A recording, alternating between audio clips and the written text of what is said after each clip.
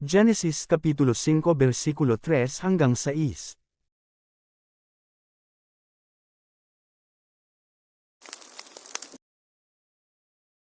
Pero bago tayo magpatuloy, huwag kalimutang mag-follow.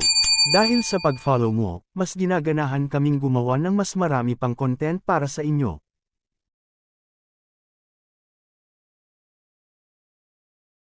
Genesis Kapitulo 5 versikulo 3. At nabuhay si Adam ng 130 taon, at nagkaanak ng isang lalaking kanyang wangis na hawig sa kanyang larawan, at tinawag ang kanyang pangalan na Seth.